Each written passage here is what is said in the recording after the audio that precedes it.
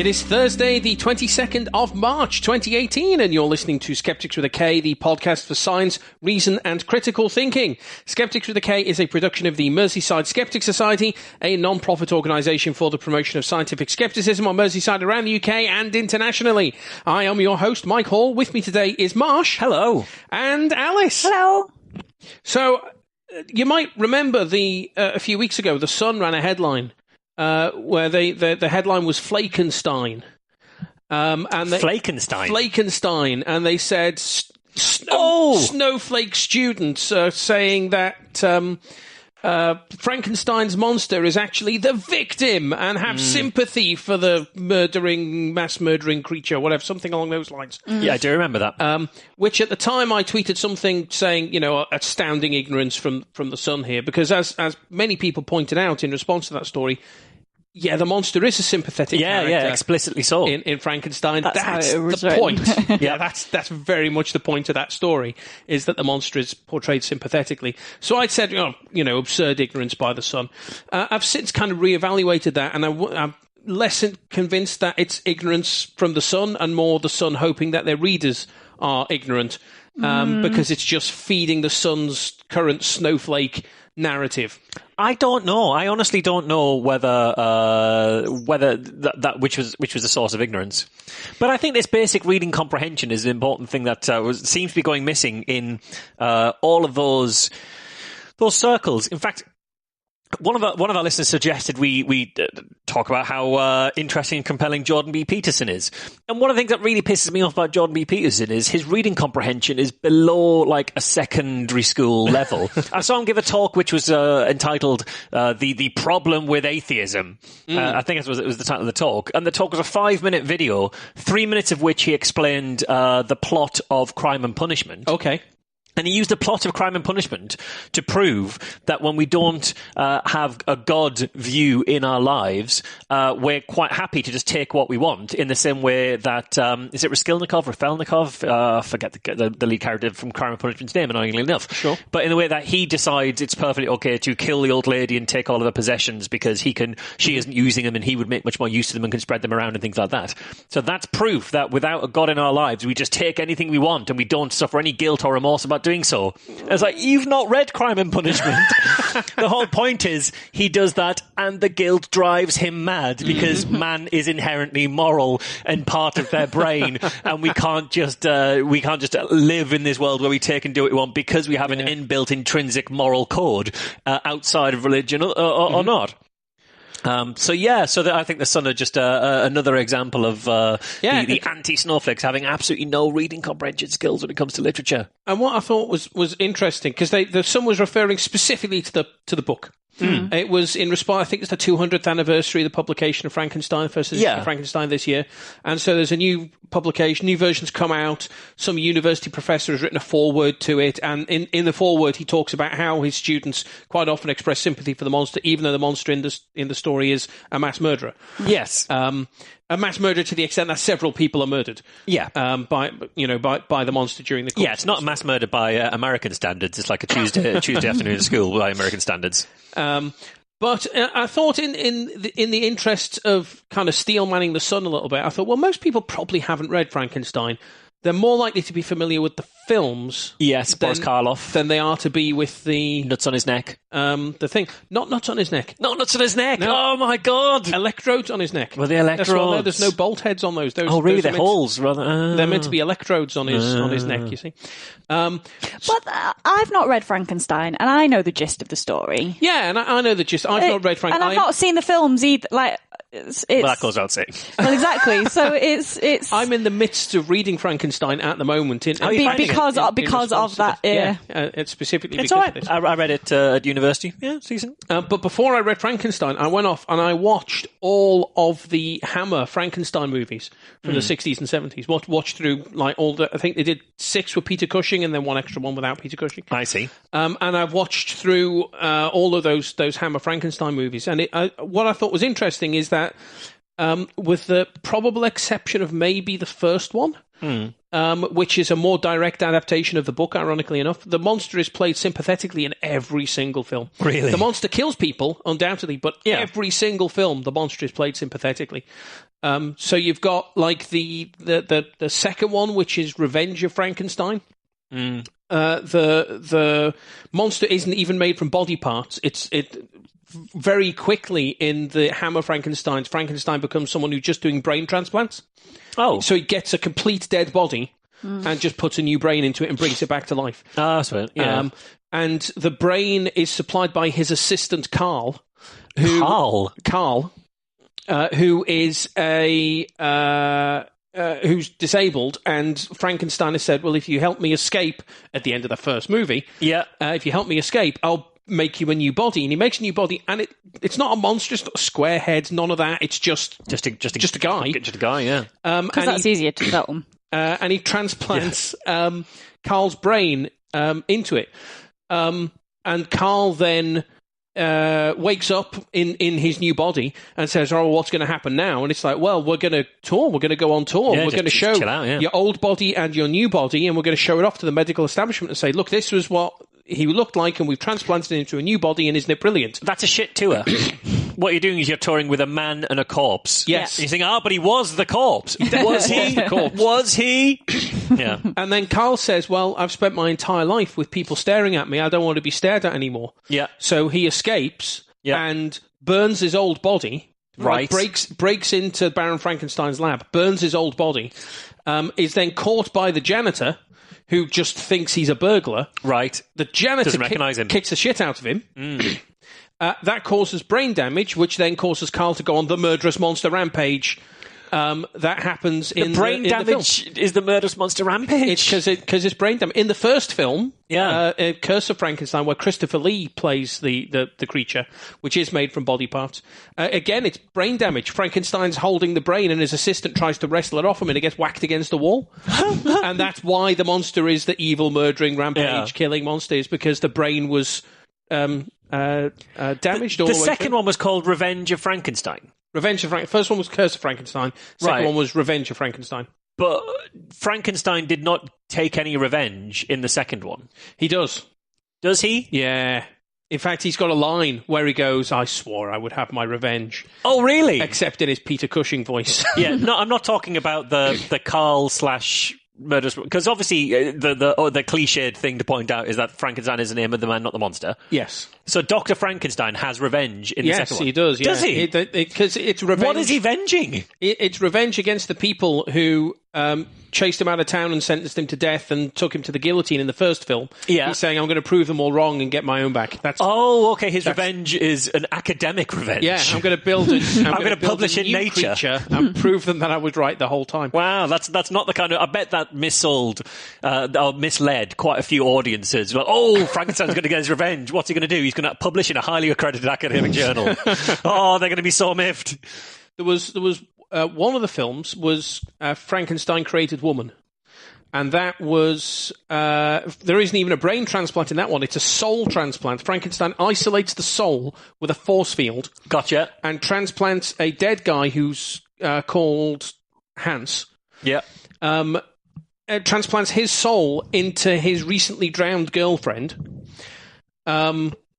He gets executed for a murder he didn't commit. Yeah. She sees the execution and commits suicide in a kind of lovers pact thing. Self-ophelia, gotcha. So Frankenstein captures his soul, transplants it into her body. So now she's got two souls in one body. Right, like a Steve Martin film. And she then goes out on a murderous rampage, seducing the people who fitted up her boyfriend for the murder he didn't commit, and then killing them afterwards. And that's why the monster is on this murderous rampage, because it's out for revenge for the people who killed it when it was alive. I mean, that one could be called Revenge of the person who knew Frankenstein. Yeah. So, again, no surgery involved in that, other than the fact that the girl soul transplant. The girl was disfigured before she drowned, and Frankenstein kind of fixed her up, so she looked pretty afterwards. Okay. The thing is, she wants to kill all the people who fitted up her boyfriend. Step one, sleep with them. Step 2, kill them. No, well, step 1, persuade them that you're going to sleep with them to get them on their own. Okay, obviously you want consent, yes. And then kill them. Oh, so she didn't actually sleep with them? No, she's just like, hey, come over here. Gotcha. Well, let's go into this room on our own. And they're like, because they're all kind of Bullingdon They're Club. like, whoa! Yeah. They're literally Awooga. Bullingdon Club. They're going in to bars and trashing the place for the pants and then going, oh, Papa will pay for it, don't worry about it. Then they're taking over the country, erroneously taking us out of Europe in order to settle an age-old dispute between two school friends. But no, I think the monster was played very sympathetically in all of them. Now, that's only the Hammer films, not the Universal films. What about the MC Hammer? The Boris Karloff ones. The MC Hammer Frankenstein, that was a totally different kettle of fish. Couldn't touch him. He couldn't. He really couldn't. No. I mean, he just didn't like it. He did not like it. He just wasn't up for it. So just don't turn it. Not the parachute pants. Just don't touch the parachute pants, whatever you do. A little while back on the show, you guys will remember, and I'm sure our listeners will remember, I talked a bit about what was happening with NHS homeopathy. I don't know if you can remember me ever mentioning that on previous episodes of the show. Just once or twice. Yeah, it's something. It's a topic I return to. You've definitely talked about it more than Mike's talked about the placebo.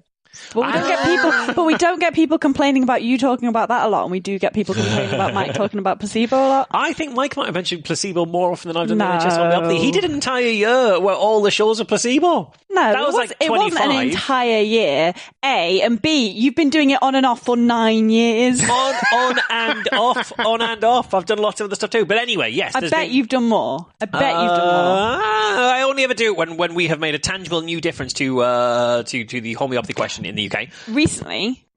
Yeah. But 9 years ago. How would you know? You didn't listen to the show 9 years ago and you haven't gone back and checked. You have no idea. We didn't mention homeopathy for the first, how many years did we listen? Didn't mention the first show that you heard us do homeopathy on was the first show we ever mentioned. Funny story that. As I mentioned on the show, there's been big developments with homeopathy in London. We have managed to stop homeopathy in London. I went through the entire story only a few months ago. So, listeners, if you go back through our archives and somehow manage to stumble across the right episode by pure chance alone, then you'll hear that whole story. It'll be the last one where Mike's put in the show notes, Marsh talks about homeopathy again. Yeah, it'll be the last one of those. I think it'll have been like late November or early December, something like that kind of time. So since I did that episode was actually the reason I covered it on that show was because it was supposed to coincide with coverage in the national press of exactly the same story, but for various different reasons that coverage got pushed back and pushed back and pushed back. Your media strategy. Always, mate. Always. That's a disgrace. Always part of the media strategy. Always got to work the angles. So this week, I actually did successfully manage to land all that media only 3.5 months later than was planned. We got big coverage in the BBC and the Independent. There was a little piece in the Guardian, a little piece in the Financial Times, all talking about the fact that homeopathy was now stopped on the NHS in London. And the Queen's homeopath's out of a job. Well, you will come to the Queen's homeopath in fact. The Right Stuff even covered it. In fairness, they covered it by Anne Diamond, who was standing in for Thingy Wright that day. What's it called? Jeremy Wright? Jason Wright? I don't know. Righty Wright. Yeah, Mark Wright. Stuff. Righty McWrightface. Matthew Wright. It's Matthew Wright. There you go. Matt Wright? Okay. Matt Wright. There you go. Fair enough. So Anne Diamond was standing in for Matthew Wright, and she introduced it by saying, was the NHS wrong to pull £3 million of funding for homeopathic treatments when nearly 40% of us believe in its healing powers? No, we don't. And no, they weren't. No. There we go. No. You mean you, Anne Diamond, believe in it? There was also a chap on the show who said, there is evidence that placebos can cure people. So if you believe it, whether or not it physically works, if people believe that homeopathy will cure them, it might work. Said Kevin O'Sullivan, the TV critic, which is why you shouldn't get your health advice from TV critics and arguably your placebo advice from Ben Goldacre rather than this show. But there we go. Slammed. Little mini slam. Not too much. It's fine. We love Ben. We do love Ben. That's fair. We just wish his segment on the placebo effect was better. Today, as of recording, the story also made the Times. There was a slightly different angle taken by the Times. I was very glad to have gotten it. Basically, all this coverage came from me literally calling up people I know at various different newspapers and saying, hey, do you want to run this story? And eventually they all clustered around it. So the Times today ran with the headline, Curbs, C-U-R-B-S, not K-E-R-B-S, like curbs on hospital. Okay. Curbs on hospital linked to Queen over rule breach. incomprehensible headline. Yeah. But I'll explain it. But the next line makes it a bit clearer. I quite like the idea that they put pavement edging all around this hospital because they've breached the rules. And it sounds like the curbs on hospital are linked to the Queen. Like, why is the Queen putting curbs on our hospital? They've chained the Queen up to the edge of the street outside the hospital. Yes, exactly. Because of their rule breaches. Yeah, but the story opens. The hospital where the Queen's homeopath works has been banned from offering homeopathy to NHS patients for disobeying health service policy. An audit found that the Royal London Hospital for Integrative Medicine has been wrongly charging the alternative treatment to taxpayers.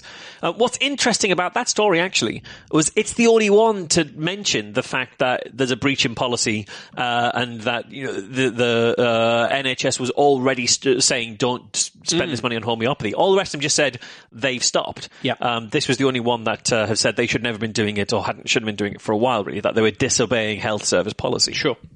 But there was a bit that was interesting in the story where they said Peter Fisher, research director to the hospital and homeopath to the Queen, insists that the decision will cost the NHS more as doctors have to use more expensive medicines instead. He said, we see a huge... Sorry? That work. Yeah, expensive medicines that do something. Well, again, we're going to come around to that as well. Okay. But he said, we see a huge number of patients on outrageous numbers of drugs, and we are good at giving advice on diet, lifestyle, and psychological things. That is what matters to people rather than a 15th drug. So that is why we should carry on giving homeopathy to people.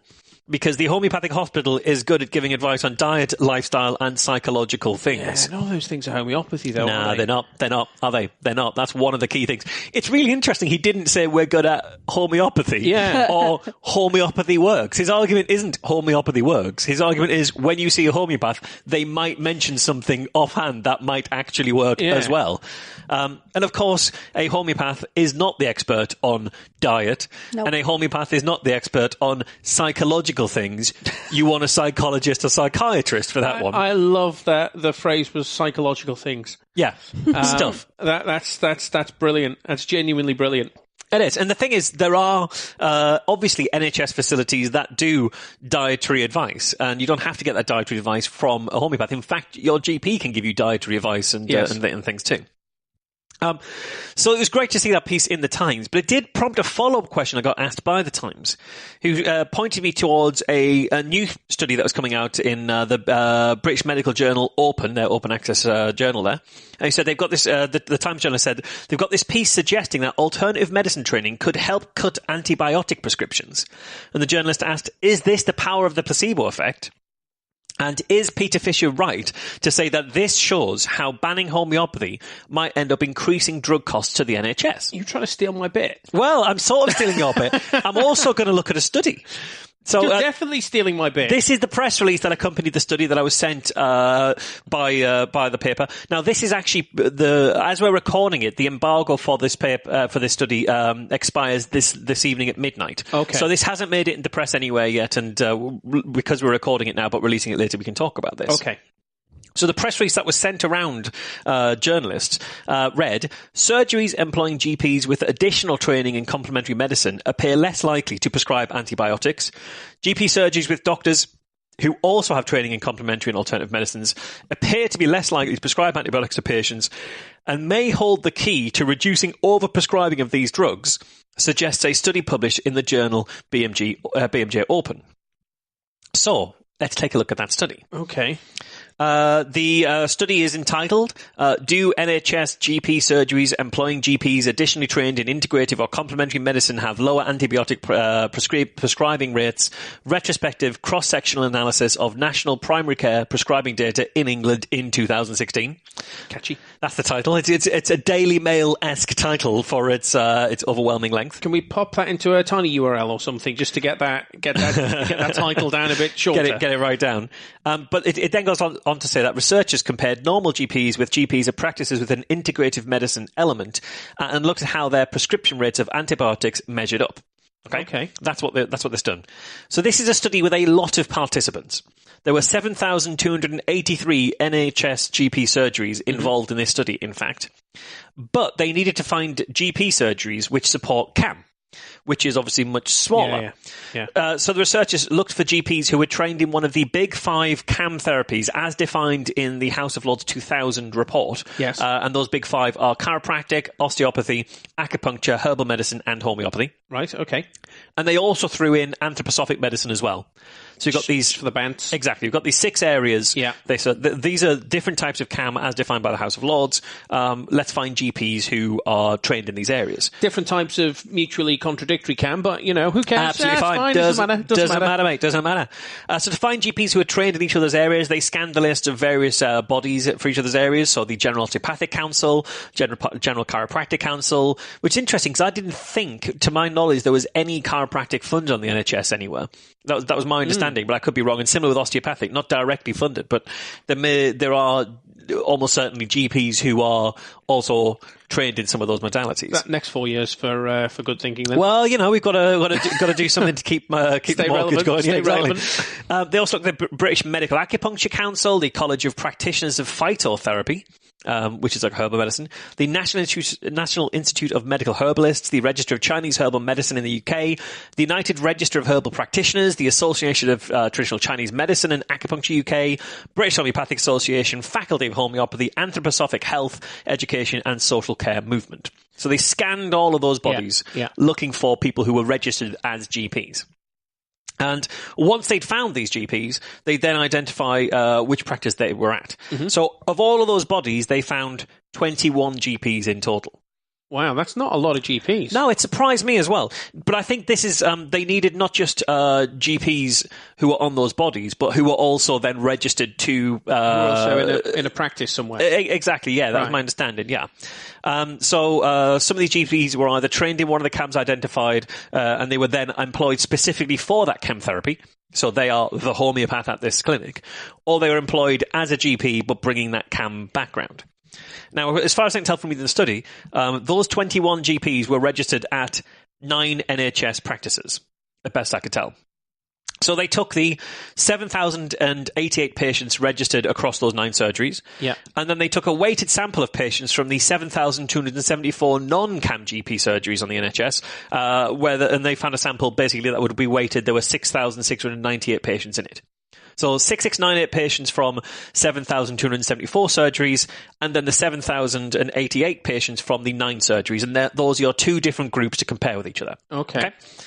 From there, they looked at prescribing data from NHS Digital, which shows what GP surgeries are prescribing for each month, and in this case, each month of the year 2016. Mm-hmm. And they were looking at 3 things. One was antibiotic prescription in general across those identified surgeries. And then prescription of antibiotics for respiratory tract infections and urinary tract infections. So basically either end. Okay. Either end and right across the board is the 3 areas that they were looking. And what they found was that overall antibiotic use for CAM GPs was lower than conventional-only GPs. Okay. So there were 1.01 prescriptions per weighted group of people in the normal GP group, compared to 0.79 per similarly weighted group in the CAM group. So 1.01. Is that statistically significant? They said yes. Yeah, it was down by like 22% or something like that. For respiratory tract infections, the CAM group prescribed fewer again. 0.44 per weighted group compared to 0.56 in the non-CAM group. Okay. But for urinary tract infections, the numbers tell a different story. Conventional GPs prescribed 0.22 per weighted group. Mm-hmm. CAM GPs prescribed 0.21 per weighted group. Not a significant difference. Not difference. No real difference. Not statistical. Why might that be?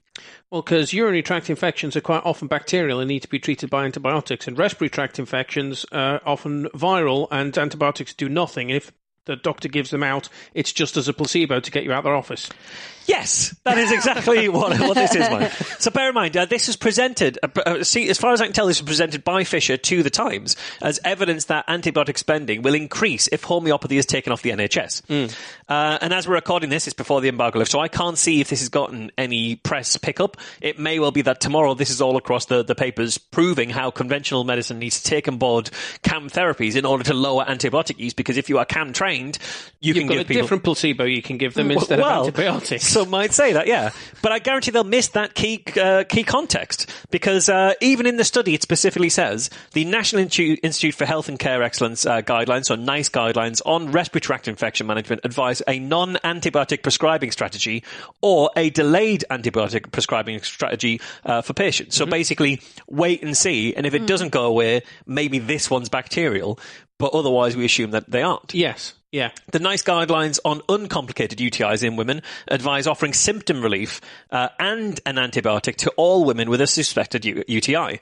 It states that for all women with mild symptoms who have normal immunity, normal renal function, normal renal tract, treatment could be delayed if the patient wants to see if the symptoms resolve without treatment. But for all of the women, treatment needs to start without delay. The study even therefore says, therefore, overprescribing seems to be much less common for UTIs than RTIs. Consequently, it may be easier to safely reduce antibiotic prescribing for RTIs than UTIs in primary care. So this, I think, is the key. They've examined antibiotic prescriptions for respiratory tract infections and urinary tract infections, the former of which antibiotics aren't recommended for, the latter they are. Given NICE guidelines, it appears you're going to get better anyway from an RTI, whether you're given antibiotics, homeopathy, or nothing at all. Yeah. The study found that GPs who use alternative medicine were less likely to prescribe antibiotics for RTIs, but no less likely for UTIs, where they are an appropriate treatment. This study therefore shows that homeopathy and the other alt meds studied is being used as an alternative for inappropriate treatment or ineffective antibiotic use. When you've got nothing else useful to give, the homeopaths give homeopathy, some of the other GPs give antibiotics, yeah, which is a reason to call out GPs who are handing out antibiotics. Absolutely, yeah. For respiratory tract infections, which are probably viral. Yeah, that should be the headline. It's in no way any support at all for homeopathy, acupuncture, chiropractic, etc., etc., etc. It does not support any of those modalities at all. No. And so this thing, I mean, and I can see, we say call out the GPs who would give antibiotics for viral infections. I can see why. I can understand why. It's a difficult, when a patient's sitting there saying... A lot of patients can be demanding about... Yeah. Give me something. Give me a drug. I'm not leaving until I get a drug. I can see a doctor saying, okay, well, the antibiotic's not going to hurt them. Yeah. So let's just do it. That's why we've got a problem with antibiotic resistance, because doctors have been doing that to get people out their office for like 30 years. And it's something that comes up in veterinary care. It's something we noticed when it comes to the homeopathy and veterinary care campaign that we were doing.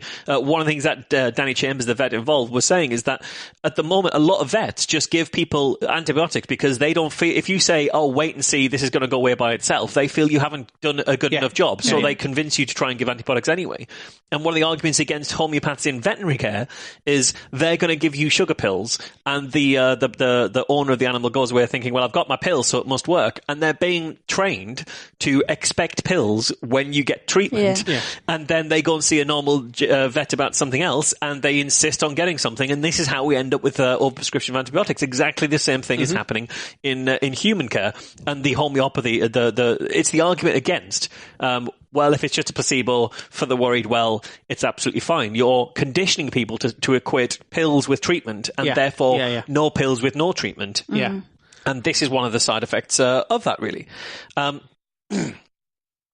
So I can see how GPs would be persuaded to do that, but it's not the right thing to be doing. In fact, this study even identifies that patients who see a GP, who register with a GP who is a practitioner of one of the alt-med modalities, might be less likely to ask for antibiotics because they're likely to have self-selected to register with a GP who specialises in these other areas and will be less likely to want antibiotics because I want my homeopathy, I want my antiprosophic medicine. So this is actually quoted in the study as a limiting factor of the study, basically, which I suspect won't be picked out in any coverage.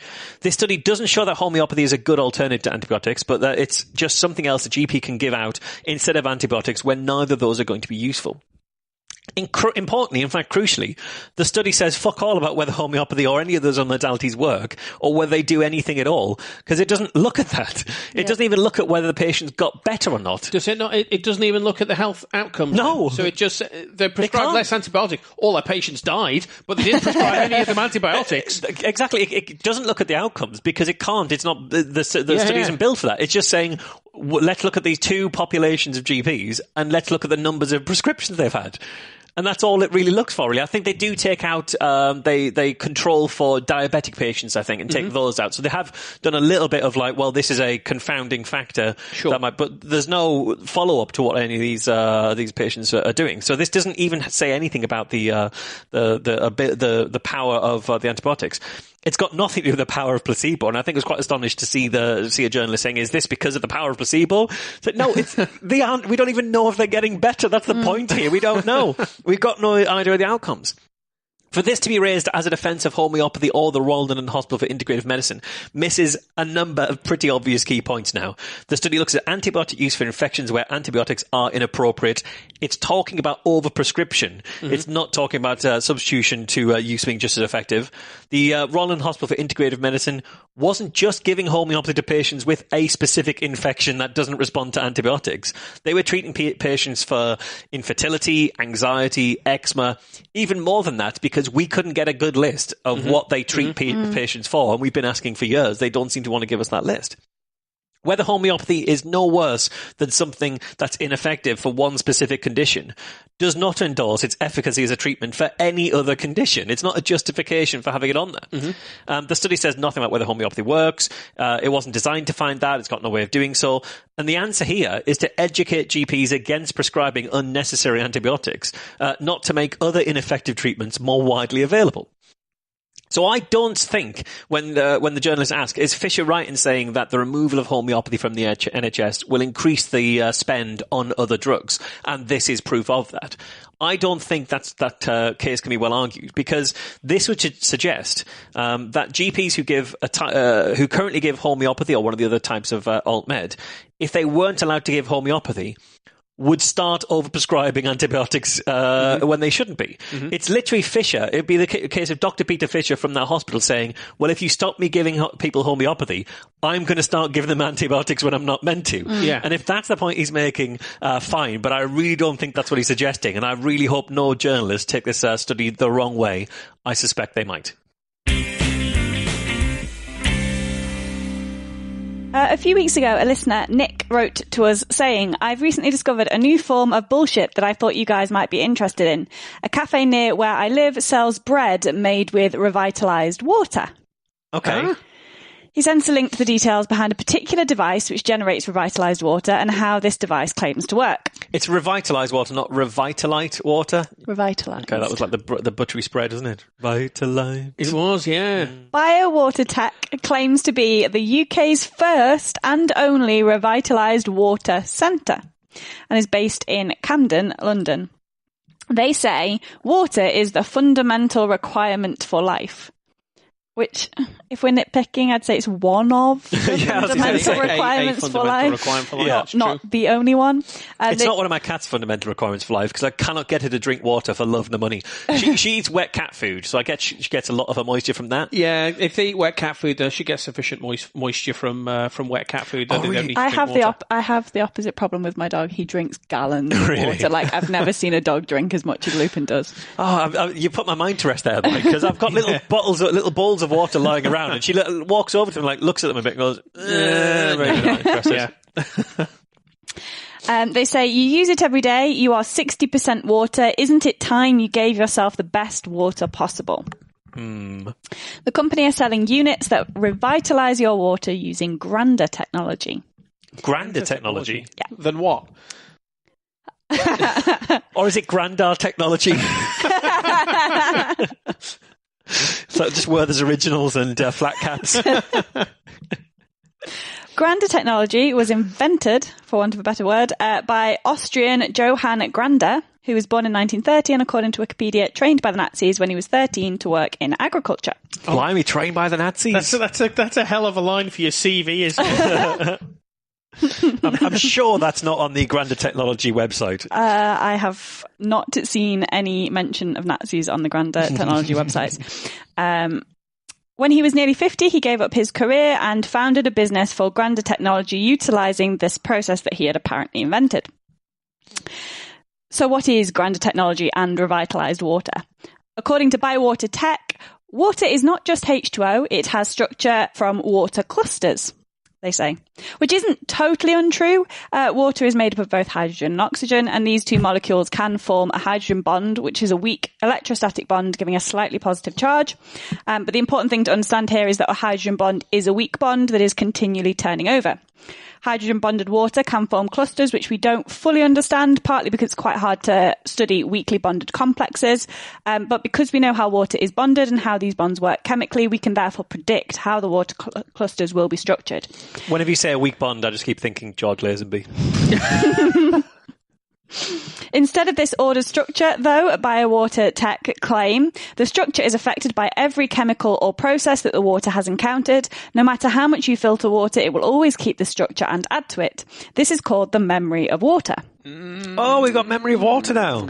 Remember I said about weak electrostatic bonds that are continually turning over? Well, that's not the case according to BioWater. We've got this permanent structure that is disordered by chemical or processes that the water has encountered, apparently. It's a permanent bond in there. Okay. They go on to say scientific studies. There's a little one there, as if they're referring to some scientific studies, but it goes off to a YouTube video. Okay. Okay. Good. Is it a YouTube video of someone studiously listing every one of the scientific studies? Scientific studies. And then at the end, going, like and subscribe to my channel, like and subscribe. So scientific studies have shown that if you dissolve any substance into water, the structure of the water clusters change to a pattern specifically related to that substance. If you then dilute the water millions of times until there are no more molecules of the substance left, the water retains the structure and emits a fingerprint frequency related to that substance. This sounds really familiar, this. It does sound quite familiar. It's really familiar, doesn't it? In other words, water is able to remember everything that it has encountered. The memory becomes more complex the longer the water is in a liquid state. But the thing is, they said if you put something in the water, it takes on the shape of that thing. And then, or the shape is affected by that thing. So the next thing that goes in it, does that like override it? Like a well, no, kind of it just adds to it. Apparently. What if it's had loads and loads of stuff in it? How complex does it get? So it's going to come out like a solid lump. They've said no matter how much you filter water, it will always keep this structure and add to it. That's filtering. What about the opposite of filtering, like messying? It adds to it. It keeps the same structure and adds to it. It can't add to it. That doesn't mean anything. What's interesting about that is whether the claim here is that there's nothing we can do to break up those bonds. But I remember at the evidence check hearings, Peter Fisher telling the select committee that before they use water for homeopathy, they would double distill it to make sure that there was nothing. Everything's gone. There was nothing in there. It was all good. Well, apparently this wouldn't work according to the grander people. Wouldn't work. Would it get rid of those bonds if you heated the water up and then kept heating it up until it all evaporated? Yes, because it says as long as it's in a liquid state. It does say as long as it's in a liquid state. Okay, all right, fine. They've got me on that one. So if you freeze it... That's not how the grander technology works. Okay. I think. So here is a problem which may or may not be invented, but certainly makes no scientific sense, is totally implausible and hasn't been proven with peer-reviewed publications. But BioWater claim that they can fix this imaginary problem. They say grander information water clears the memory of water by restructuring it back to its virgin and coherent state. Sorry, that was the problem. That was the bad thing. That's the problem, is that you've got this... Their problem is homeopathy. Their problem is that water has memory, yes. Yeah, you're doing anti-homeopathy. All the crap that is in water changes its structure, and this is a bad thing.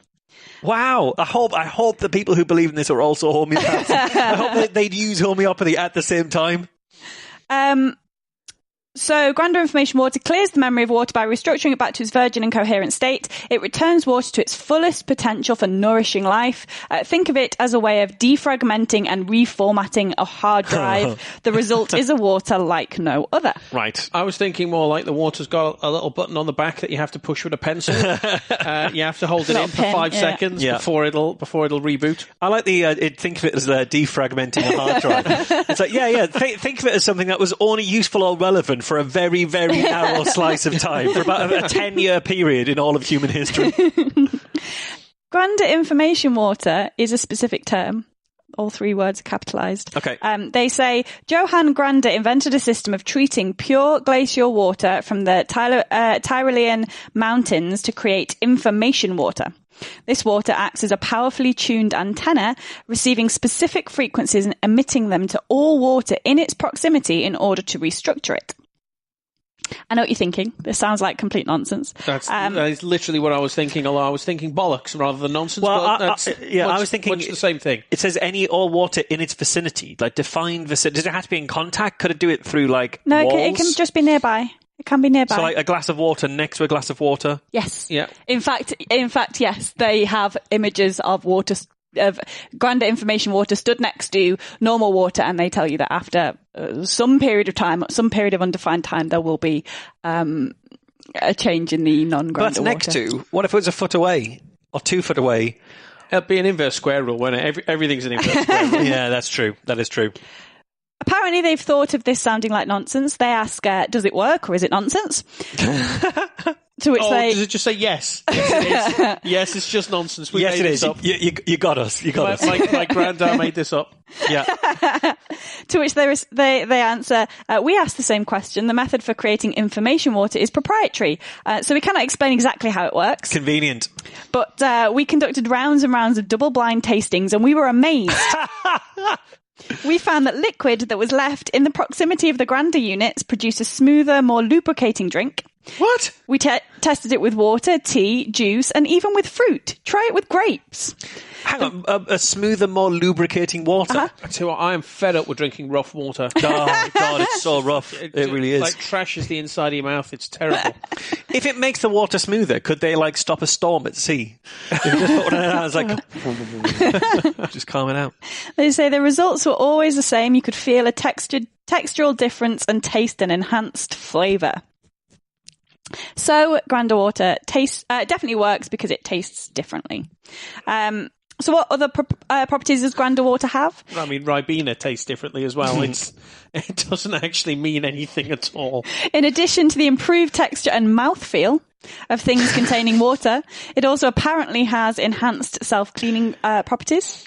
What is the difference between texture and mouthfeel of a drink? I'm not persuaded. I think the texture is the mouthfeel. I suppose temperature might come into it. Yes. But we've got a word for that already. It's called temperature. We have, yeah. So they say revitalized water regains aerobic microbiological properties, therefore restoring the water's immunity and ability to cleanse itself. Its immune system. Yeah, because obviously water has antibodies and its own immune system and immune cells and blood. Can have an inflammatory response. That's what a storm is. They say Grander units are so powerful that they are used to treat effluent water and polluted lakes without the use of chemicals. Effluent water? Yes. Mm-hmm. Piss? Mm-hmm. Yes. Yeah. Without using chemicals. So you put one of these machines next to a bucket of piss, or shit in a bucket, and one of these machines, and fill that bucket with water, and this machine will make that water not taste of your shit. Mm-hmm. I don't necessarily think that's true, and I'd be very happy to help them do a double-blind study on that. They do later warn that Grander restructures water in order to bring it back to its full nourishing and cleansing potential. It improves the water's ability to self-purify from microbes, but it does not filter out any chemicals in the water. If your tap water is heavily treated, then we would recommend filtering the water before revitalizing.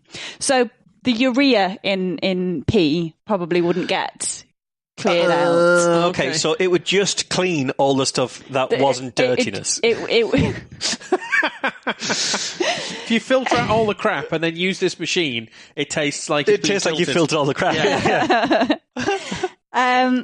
Grander water also has increased antimicrobial properties, which they say is why it is used by food companies to increase shelf life of products. Which food companies? They don't say. No. Well, they kind of link to it, but you can't. They have this website which has a /journals where apparently all of their scientific studies are. Okay. That's behind a login. You have to log in to access. That's because it's not a scientific journal. It's like their own little personal journal, like a diary. Dear diary, today I sold some clean water. /live journals. So there are two ways in which you can use this proprietary technology that they won't tell you how it works. They say in order to revitalize any liquid, all that you have to do is place it in the proximity of a Granda product. The liquid will receive the frequencies emitted by the information water and begin restructuring it. The longer that it's left next to the Granda device, the more complete the restructuring. Which, as far as I can tell from their information, these Granda devices are a variety of boxes or tubes that you run water through or past, which all contain maybe the special magic information water. Alternatively, you can buy Granda Blue Water, which is the ultimate in pure alpine water from the Austrian mountains, which has been intensely revitalized for over 6 months. This peerless water remains stable and fresh for years. It is designed as a restructuring cordial. Just take a cap of Granda Blue Water and mix it into any liquid to revitalize it. Equally, it can also be quaffed neat as a high-energy pick-me-up. This can often help to re-trigger a natural thirst reflex. You used the word quaffed there. Yeah. Blimey. I misheard 2 words in there. One, you said this is the ultimate in pure water. Like, how dirty is it? It's the ultimate impure water. And then later you said it was peeless. I thought, oh wow, that is quite got all the urea out of it. It's peeless. And then on their website, you can also buy Granda boards, which just look like chopping boards, except they cost either £80 or £200. Blimey. But otherwise, they're just chopping boards. Well, they do have an image where they've taken it apart, where they have like what looks like a copper coil, like coiled copper pipe in it, which presumably has this Granda information water in it. So it's a chopping board with a pipe in it with some water in it, presumably. Which revitalizes your carrots. Which you pop your bottle of water on it, and then, well, probably not plastic bottled water because they probably hate plastic bottled anything, but put your water on top of it and it will revitalize it somehow. Or you can buy a Penergizer. What? Which is a pen-shaped tool that you can hold near water. A Penergizer. I think they came up with the name first and then built a product around it. It does come with a lovely leather pouch that also costs £80. Good Lord. The leather pouch does? No, the Penergizer. Oh, right, okay. That's a bargain then. I think they had their range of products, and then they were sat in the meeting going like, oh, we need one more product. And they were just sort of spinning a pen in their hand. What could we do? What could we do? What could we do? I've got it. So on their website, they say, where's the proof?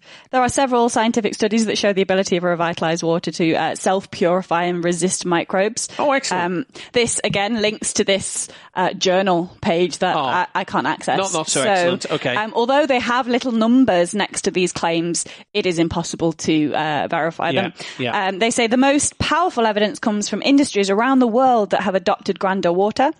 So apparently swimming pools verify that they need to use 50% less chlorine, or swimming pools have decided that they want to use 50% less chlorine and so claim that the Granda water means that they need to use 50% less chlorine. Food companies confirm that their products have longer shelf life and better texture and flavour. Those super measurable things. Multinational companies like Daimler, Mercedes-Benz use Granda in their coolant system to reduce chemicals. Yes. Okay. Vienna Airport and hotels in China and Thailand have installed Granda in their entire air conditioning system to reduce airborne bacteria. Again, companies have claimed that they are using it to reduce bacteria. They've not proven that less people are getting infections or anything. Okay. Where would you use it in an aircon? It would have to be the coolant, wouldn't it? But are they making the coolant Granda? Because you thought the Granda coolant's going to get rid of all of the stuff. It would mean that the Granda coolant would transmit to the nearby water vapour in the air and make it Granda as well. It's purifying the whole air in your building. Yeah. But does bacteria not count as a chemical? No, they say that it doesn't. It works. It's different against bacteria. You said that totally deadpan. But surely there are chemicals involved in bacteria. Well, it'll all be surface proteins and all sort of nonsense like that. It's not kind of biochemicals. You're biochemicals then. I mean, are they not chemicals to some degree?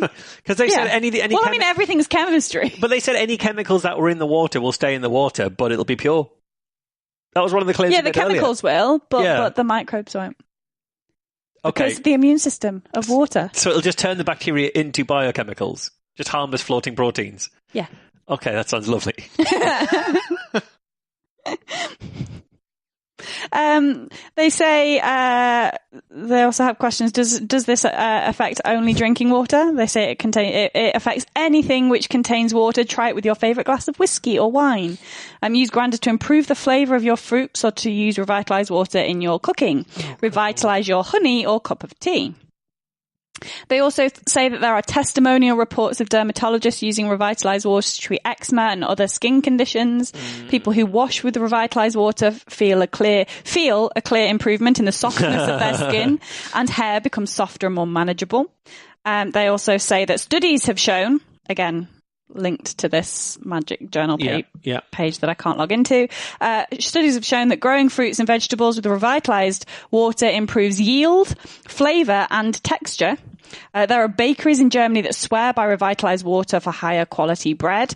No definition of what higher quality is. There are laundry companies that find that they have to use less detergents to clean their clothes, or they use less detergent to clean their clothes, whether it's successful or not. There are basically limitless applications for this incredible water. Mike, you just heard Alice point out that there are bakeries in Germany that use this in order to make higher quality bread. What picture do you think they chose to accompany this bakery in Germany making a higher quality of bread? So some sort of German bakery thing? A croissant. That famous German bread. Clearly. The croissant. Clearly so. Clearly so. Yep. They say, is it good for my health? Grandeur or Acumedic, which is one of the websites they have, cannot make any health claims about Revitalised water. However, we all know that drinking high quality water is a fundamental requirement for good health. we all know that. We're going to make the claim anyway. Yeah. We all know that. Since we are over 60% water, can you imagine the effect of drinking Revitalised water and being close to information water? How would this affect your blood, the fluid in your joints, your brain function? I love that they're asking you. We can't make the claim. Can't say. So how about you imagine what it might do? How good are you imagining it to be? They do say that studies have shown that Revitalised water reduces organochloride compounds by up to 70%, but it doesn't remove chemicals. No. But it does Get rid of reduce chemicals by up to 70%. And it says it cuts the DNA mutating effect of chlorine. Maybe it doesn't remove chemicals, but it just reduces them by 70%. But not like in the sense that there's 70% of it less in there. It's just they're smaller. It just it just compresses them into a really tiny little box. They say industries and scientific studies have empirically proven that the incredible microbial resistance found in Revitalised water. They do have an image of how this works, apparently. So they've got 3 little bits of graph paper. Yeah. Cut into circles. Of course. Not Petri dishes, not substrate that bacteria might like to grow on. Just graph paper. Just 3 pieces of green graph paper cut into circles. One they've apparently treated with non-revitalised water, and there are lots of dots on it. Yeah. Which they are claiming are microbes. They've done nothing to prove that they are. I mean, to be honest, some of them just look like they've dropped some foam on there. Yeah, I've no idea what the fuck those are. Some of them look like coffee granules or something. And they're all of different sizes. Yeah. When you've got partially revitalised water, they've got a lot more spots of things growing on their paper, but it's perfectly uniform. Yes. With a high concentration around the edge in a circle, and then an even distribution of evenly sized apparent bacterial colonies growing on this paper. On this apparently no. They say this is treated paper, but I can't see how there's any substrate on there that bacteria would want to grow on. And then they've got the revitalised water, which has one bacterial colony growing on it. Where does it even say this is treated paper? It just says at the bottom, non-revitalised water, partial revitalised water, fully revitalised water. Because it doesn't explain what the fuck any of this is. No. It's got one sentence. Yeah. Which says, revitalised water has been proven to have a much higher resistance to microbes, which is why it's used by food companies to increase shelf life of products. And then it's got 3 pictures of these graph paper, what look like circles. You've had to extrapolate that these are circles of graph paper and bacteria growing on them, because none of that is written on. No. They're 3 pieces of green paper with grid patterns on them. That look like they're being held on skin. The background looks like skin. It does look like skin, which must mean they're really small. So I think they're probably being held on a fingertip. They could be. They could be huge and they're on somebody's back. It could well be. And yes, Blimey. they have some random dots on them that they haven't explained what they are, but it's in the microbial resistance section, so I presume they're trying to claim that they're bacterial colonies. Well, we can only assume that because But they haven't told what's us. also quite interesting is that some of these bacterial colonies are clearly growing on top of each other, which bacteria don't tend to like to do. No. They tend to grow in separate colonies, but no, they're growing on top of each other. Apparently, This is bollocks, isn't it? This is bollocks. It's anti-homeopathy. they also say that anecdotal live blood microscopy analysis has shown that regular consumption of revitalised water improves the function of white blood cells and reduce congestion And saves you from the thing. bacteria and yeast of blood plasma. And they also say there's testimonial evidence of patients who use revitalised water reporting freedom from joint pain, better sleep, and improved general mood and energy. Oh, it's good that those are all measurable, objective things. Yep. They also ask how long does the technology last? Because you don't want to spend £200 on your grander chopping board just for it to run out after a year. Yeah. They say it lasts forever. Oh, that's good. Good. They Nice. say it may sound crazy, but the information water will never stop working. You can pass it on to your children, your grandchildren, like an heirloom. Many people find this concept unbelievable, but remember that Granda acts like an antenna, and in the same way that your TV aerial will always work as long as there are signals in the air, Granda will never stop working. Companies who have been using the units for over 20 years have reported zero loss in the transformative ability of the information water, which I do believe they have zero loss in the transformative Yes. ability, but that's only because it started at zero. Yes, yeah. They do also have a random drawing. Okay, so we've got like a little water droplet in the middle of an eye. There's a hexagon, and then there's a little around water it. droplet with an eye in it. The top of the hexagon is transmitting a triangle of wobbly waves, which are labelled as information received. And then around the hexagon are 3 concentric circles of wobbliness, which is labelled as information transmitted. Mm-hmm. Yeah, wibbly wobbly, watery schmortery. Absolutely meaningless. They Absolute say gibberish. the units require no electricity or maintenance. They do not use any chemicals. If you buy the home units, you can take them with you whenever you move house. Oh, so they're also whose concern was thermodynamically that? impossible. Whose concern was it of like, if I buy this, do I have to leave it when I leave the house? Well, because some of the things, so although on their website they've just got the Panergizer and the 2 energy boards, on this Acumedic website, they do also have this PDF of all sorts of products that they sell. So they have water fountains. Okay, yeah, a grander Thinkbrunken. Was it Some cylinders. Good. Some little boxes. Cooling water circuits. A weird A rod. rod. For containers with small volumes, like a small well. It's a well rod. So you drop it down your well. Wow. Cylinders that are attached to each other. Swimming pools and tanks and ponds. Ponds?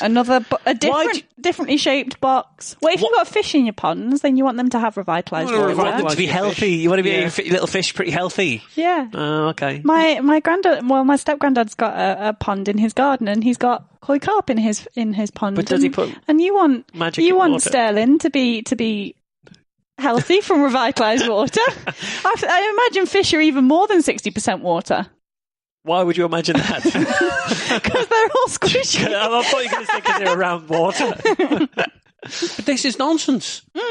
And they're making loads of claims for their nonsense. Here's another drawing. Well, are they making loads of claims for the nonsense? Well, they're saying it reduces microbial... Oh, okay, yeah, that's true. That is nonsense. That's a legitimate claim. Yeah.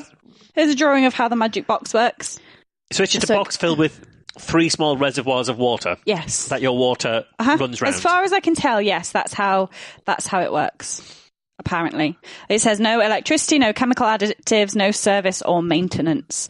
It has a long lifespan. No point. It remains consistent year after year for more than 20 years. Satisfied users have confirmed the continuous operation of their units without the need to update, recharge or replace them. They do a 3-month return policy for a full purchase price. Yeah. I think that's the guess the sex of my baby gambit. Yeah. Give me a tenner, I'll guess the sex of your baby. If I'm wrong, I'll give you the tenner back. Yeah. Your expected gain is £5 per estimate. Yeah. They have original Granda sulfate water. Oh, you don't want yellow water. The yellow water isn't peerless. It is of natural origin. Oh my God, it's definitely piss. It is definitely piss. On the long path through rock formation, this water is enriched with most varied of minerals. Due to its high calcium magnesium mineral content, it has a high conductivity and total hardness. It is taken from caverns found in a former copper mine. Near some sheep, presumably, having a go upstream. What I love is they've talked about how important it is to have the clearest, cleanest water possible, and then they go, for a little bit extra, we can sell you this dirty water. It says, through treatment with the Granda water revitalization technique, the already naturally positive qualities of this calcium, magnesium, hydrocarbon, sulfate water are made even stronger. It is intended as a cosmetic for topical use on the skin and as bath additive. Good Lord. So buy that. You buy Calcium, this. magnesium, hydrocarbon, sulfate. Revitalized water in bottles and then various gadgets. Wow. And then you're allowed to take them with you if you move house. Don't talk shit. So, Liverpool Skeptics at the pub. It's a while until our next event because it's a Phantom Thursday month. But next month we're going to have Caroline Rance, who spoke for us at QED last year. I'm really excited for that talk. It looks really good. It's going to be brilliant. I love all the medical stuff. I like the podcast Sawbones because I like all weird medical history type stuff. It's a good show, Sawbones. It's a good show. So I'm really looking forward to Caroline Rance. But that's going to be on April the 19th, I believe. Yep. In Liverpool. So you can check our website for information about that. And then not too long after that, just a couple of weeks after that, we're going to have Robin Ince is going to be coming. That's not on our regular scheduled day. That's going to be on the 3rd of May. Robin Ince is going to be in Liverpool at a new venue that we're trying out, which is called the Casa on Hope Street. Yeah. So Robin's going to be there performing his latest tour show, but he's going to come down and he's going to do it with us. It's legitimately part of his tour. He's got Liverpool down as a tour date, and we are his tour date. Yeah, we're basically, because his tour manager couldn't sort something out, so we did. Well, I mean, if you want to sell it like we were diving in as a backup rather than we were plan A. That's how Robin's been advertising it. Yeah, that is very true. That is very, very true. So for either of those events, if you're in the Liverpool area, you should come along to that. That's going to be brilliant. And Alice, you're giving a talk in Nottingham shortly. In Nottingham on the 10th of April, which is very close to my birthday. Is that a hint? Is that should everyone in Nottingham bring you a card and a Also, it's not that close to your box birthday. of roses? It's more than a week enough. away from your birthday. Yeah. It's almost a fortnight away from your birthday. It's about a week away from my birthday. It's 11 days away from your birthday. Yeah. So, but which is close to a fortnight it's this week. as close to a hometown Skeptics in the Pub gig as I can possibly do, because there isn't one in Derby, and Nottingham's quite like the Nottingham Skeptics is quite close to my home, which means my parents are going to come and my auntie's going to come. Hopefully, I've not actually asked her, but she will probably come. And so I'm quite looking forward to it because it's close to my birthday, and I'm going to get to see my family. And Nottingham are a good group. They are a good group. It's lovely. It's always a lovely in a event. nice pub, so it'll be good. That's so true. People should come along. Aside from that, then, that is all we have time for. All that remains is for me to thank Marsh for coming along today. Thank you. And thank you to Alice. Thank you. We have been Skeptics with a K, and we will see you next time. Bye now. Bye.